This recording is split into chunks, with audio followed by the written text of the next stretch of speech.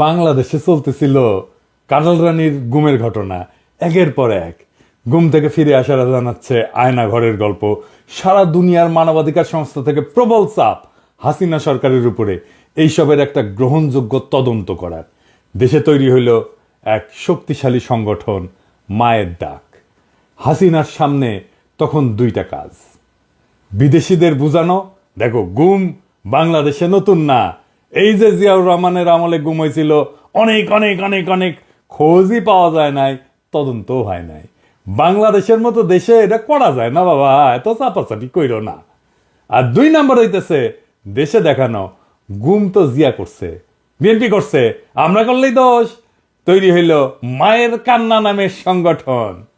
ওই যে পিটার হাসের সাথে গুতাগুতি করতে গেছিল না, ওই যে ওইটা। বিশিষ্ট সাংবাদিক তাসনিম খলিল ফতোয়া দিল জিয়ার আমলে এটা গুমই। তো তাসনিম খলিল এখন তো গুম কমিশন হয়েছে, তো এই গুমের কেন তদন্ত করে না গুম কমিশন? যাই হোক, আজ এইবার দেখি জিয়ার আমলে কি গুম হয়েছিল। গুম বইলা যেটা চালানোর চেষ্টা করে সেটা আসলে একটা সেনা বিদ্রোহ। 1977 সালে বিমান বাহিনীতে বিদ্রোহ হয়, তারিখটা 2 সেপ্টেম্বর। একই মাসে বগুড়া ক্যান্টনমেন্টে 30 সেপ্টেম্বর সেনাবাহিনীর সিগন্যাল কোর বিদ্রোহ করে। 2 অক্টোবর ভোরবেলা আর্মি ফিল্ড সিগন্যাল ব্যাটালিয়নের শেখ আব্দুল লতিফ একটা ক্র্যাকার ছুড়ে এবং রাইফেলের গুলি ছুড়ে। এটা পুরো পরিকল্পিত সংকেত। এই সংকেত শুই না শত শত সৈন্য তাদের ব্যারাক থেকে বেড়ায় অস্ত্রাগার লুট করে। এইটা একটা শাস্তিযোগ্য অপরাধ। এই সৈন্যদের সাথে শীঘ্রই পাশের কুর্মিটলা বিমান ঘাটের কয়েকশো বিমান কর্মী যোগ দেয়। প্রায় ভোর রাতে কেন্দ্রীয় অর্ডিন্যান্স ডিপোতে প্রায় 700 সৈন্য এবং বিমান কর্মীরা আক্রমণ করে, যারা অস্ত্র এবং গোলা বারুদ লুট করে।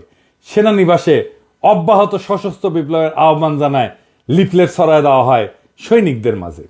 সকাল 5টায় রেডিও স্টেশন দখল করে বিমান বাহিনীর সৈনিকেরা, যারা একটা বিপ্লবী সরকার গঠনের ঘোষণা করছিল।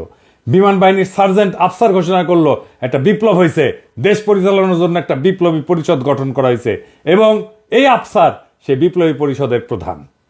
এমনকি নিউ ইয়র্ক টাইমসেও এই বিদ্রোহের খবর, রেডিও সেন্টার দখলের খবর এবং সেনাবাহিনীর বিপ্লবী পরিষদ গঠনের খবর এইটা প্রকাশিত হয়েছিল। এবং এই বিদ্রোহের সময় 11 জন বিমান বাহিনীর কর্মকর্তা নিহত হয়। শুধু তাই না, একজন বেসামরিক বিমান বাহিনীর কর্তার সন্তান নিহত হয়। Group captain Ras Masud, group captain Ansar Ahmed Chowdhury, wing commander Anwar Sheikh, squadron leader Matin, flight lieutenant Shawkat Jan Chowdhury, flight lieutenant Salahuddin Mohammad, flying officer Mahbul Alam, flying officer Akhtaruzzaman, pilot officer MH Ansar, pilot officer Nazrul Islam, pilot officer Shariful Islam. শুধু এই না, বিদ্রোহীরা স্কোয়াড্রন লিডার সিরাজুল হকের 16 বছর বয়সী ছেলে মাসুম বাচ্চা মোহাম্মদ এনামকেও হত্যা করে। এই বিদ্রোহ কোনো কল্পিত ঘটনা না। রেডিও স্টেশন দখল করে রাষ্ট্র ক্ষমতা দখলের ঘোষণা দেওয়া হয়েছিল, বিদেশি মিডিয়াতে ছাপা হয়েছিল। এখন সেনা বিদ্রোহ হইলে খুনোখুনি করলো, কি করবে সরকার? যে কোনো সরকার কোর্ট মার্শাল করবে, তাই তো? ঠিক কি না? নাকি বলবে মেরা সকল শিরক না, তাই বলে কি প্রেম দেব না? সেনা বিদ্রোহ হয়েছে, সেটা দমন করা হয়েছে। সেনা বিদ্রোহ যারা করে তারা জানে সেনা বিদ্রোহ যদি সফল না হয় কোর্ট মার্শাল হবে, এটা জানে। দায়ীদের সর্বোচ্চ শাস্তি ফাঁসি দেওয়া হয়েছে। সারা দুনিয়ায় এটাই নিয়ম। সারা দুনিয়ায় যে কোনো দেশে সেনা বিদ্রোহ করলে ঠিক একই ঘটনা ঘটবে, কোনো আলাদা কিছু ঘটবে না, সম্ভব না। তাহলে জিয়া সরকারের দোষ কোথায়? এটার গুম কেন বলা হইতেছে? এটার গুম বলার কোনো কারণ আছে? গুম মানে তো কাউরে ধরে নিয়ে গেছে, তার কোনো খোঁজ পাওয়া যাচ্ছে না। কারণ কোর্ট মার্শাল হচ্ছে, তার একটা লিখিত পরিত আছে, তো তার একটা আইন আছে, তো তার নাম আছে, তার একটা বিচার হচ্ছে। তো যেরকমই বিচার হোক, প্রেসিডেন্ট ইউনূসের সরকার গুম কমিশন করেছে, সেই গুম কমিশনগুলোকে গুম বলে না। না বলার পিছনে যুক্তিযুক্ত কারণ আছে, সেই জন্য বলে না। যাই হোক, এই যে হাসিনার বয়ান, সেটা তো সে পলিটিক্যালি বলছে, মায়ের কান্না নামে সংগঠন করছে। এটার বাইরে সে কালচারাল অ্যাসেট বানাইছে ক্যাম্পেইন করার জন্য। কি কি অ্যাসেট বানাইছে? প্রামাণ্য চিত্র বানাইছে ফুয়াদ চৌধুরীকে দিয়ে, নাম দিছে গণফাঁসি 77। বাংলাদেশ টেলিভিশনে ধারাবাহিক তথ্যচিত্র নির্মাণ করছে, নাম দিছে নাটের গুরু। আর এটা টেলিছবি করিছে সিআইএ ফান্ডে, নাম হইতেছে আয়েশা। আনিসুল হক আয়েশা মঙ্গল নামে এই উপন্যাসটা লিখেছিল। ওই বিমান বাহিনীর বিদ্রোহ নিয়া সেই উপন্যাসকে 2018 সালে টেলিছবিতে রূপ দেয় একজন পরিচালক, বিশেষ পরিচালক। কে সে? মোস্তফা সারোয়ার ফারুকী। হা, ওইখানে দেখানোর চেষ্টা করেছে জিয়াউর রহমানের আমল কত খারাপ ছিল, হেনা ভোট করেছিল, গুম হইতো। জিয়া একটা নিষ্ঠুর লোক ছিল, নিষ্ঠুর শাসক ছিল। বলা হয়েছে গুম করা হয় অসংখ্য অফিসারকে। হা, এই মোস্তফা সারোয়ার ফারুকী পত্রিকায় লিখেছে সিনেমার আয়েশার স্বামী যে চঞ্চল চৌধুরী অভিনয় করেছিল সে গুম হয়েছিল।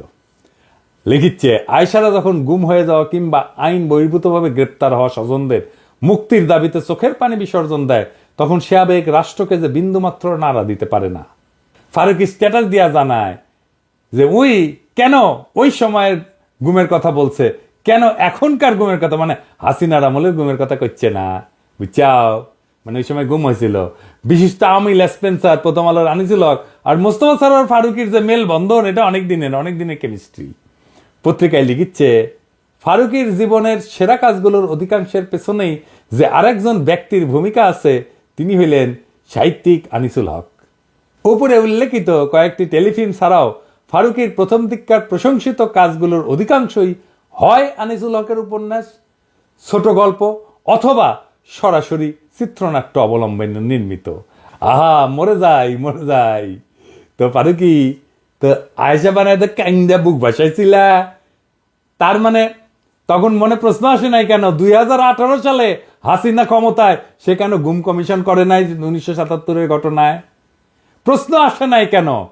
প্রশ্ন আসে নাই কারণ সে সিআরআই এর ভাড়া খাটতে গেছিল। ফারুকী তখন সিআরআই টাকা দিছিল, তো বুঝলাম সেটা কও নাই তখন। এখন একটা গুম কমিশন হয়েছে, এই প্রফেসর ইউনূসের সরকার, তুমি যে সরকারের মন্ত্রী হয়েছো, ক্যাবিনেটে বসো, সেই সরকার করেছে। সেই 1977 সালের গুমের তদন্ত কেন করতে বলো না সেই গুম কমিশনকে? এখন তো তুমি ক্ষমতাবান, কও, ক্যাবিনেটে কও। একটা সৎ উদ্যোগ হইতে পারে, সিনেমা বানাইতে পারো, ক্যাবিনেটে বসতো কবে না যে গুম কমিশন হয়েছে 1977 সালে, গুমের বিচার করো, তদন্ত করো। এখন আবার সে কইবে না, কারণ সিআরআই তো টাকা দিবে না। চালাক মানুষ, এই অতি চালাক মানুষকে কে পছন্দ করলো? হ্যাঁ, অনেকে মনে করে আসিফ নজরুল। হ্যাঁ, না, সেটা ঠিক না। কে আসেন সেটা দেখি। মোস্তফা সারোয়ার ফারুকীকে আসিফ নজরুল সিলেক্ট করে নাই, মানে যত দোষ নন্দ গোষ্ঠ যা হয় সব আসিফ নজরুলের কাঁধে চাপে। ইনফ্যাক্ট মোস্তফা সারোয়ার ফারুকীর সিলেকশনের সময় আসিফ নজরুলের ভূমিকাই ছিল না কোনো। এইটা আমার নিজস্ব অনুসন্ধানে পাওয়া গেছে, আমার নিজস্ব অনুসন্ধানে বাইরে হয়েছে সেই নাম যে এই মোস্তফা সারোয়ার ফারুকীর ঘৃণিত নামটা প্রস্তাব করছিল। কে সেটা? সে হইতেছে রেজওয়ানা হাসান, সুন্দরী কোটা হওয়া উপদেষ্টা। চামেসি করে কাম সাইরে নিল। আসিফ নজরুল খাইলো গ্যাল খায় ভূত হয়ে গেল, আর সে মহা আনন্দে কাম সাইরা ঠাসি খায় বসে আছে। দেখিস কেমন চালাকের চালাক। এই রেজওয়ানা হাসান মিশন নিছে ইন্ডিয়ান ইন্টারেস্ট বাংলাদেশে প্রতিষ্ঠা করবে। মোস্তফা সারোয়ার ফারুকীর কেস সাকসেসফুলি করার পরে সে আত্মবিশ্বাসী হয়ে উঠছে, এই কাজে আরো অগ্রসর হয়েছে। দেখেন নিউজটা কি কইছে, ভারতের সঙ্গে সম্পর্কের ছায়া দুই দেশের স্বার্থেই দূর করতে হবে। তো কন্ত রেজওয়ানা কি পররাষ্ট্রমন্ত্রী না প্রধান উপদেষ্টা? সে তো পরিবেশ মন্ত্রী, তাও ভারতের সাথে সম্পর্ক নিয়ে কথা বলার কুরকুরানি কেন? আমি তো এমনি গেলাই না। সে কথা বলতে গেছে পরিবেশ নিয়ে, পররাষ্ট্র নীতি নিয়ে কথা বলার দরকার কি?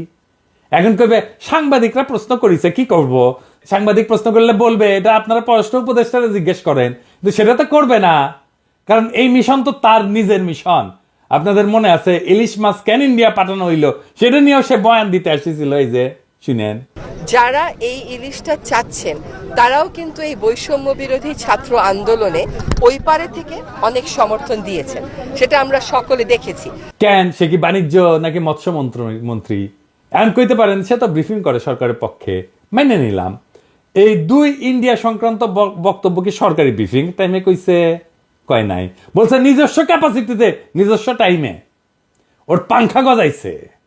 কইছে না যদি রাজনীতিবিদরাই সংস্কার করে তাহলে 53 বছর তারা কি করেছেন? হ্যাঁ, তার মানে 53 বছর কোনো সংস্কার হয় নাই। হ্যাঁ, ওই সংস্কার বুঝে চিন্তা করেন, সংস্কার হয় নাই। 80-র দশকে যে বাজারমুখী অর্থনীতি গ্রহণ করা হলো নীতি হিসাবে, এটা সংস্কার না রেজওয়ানা?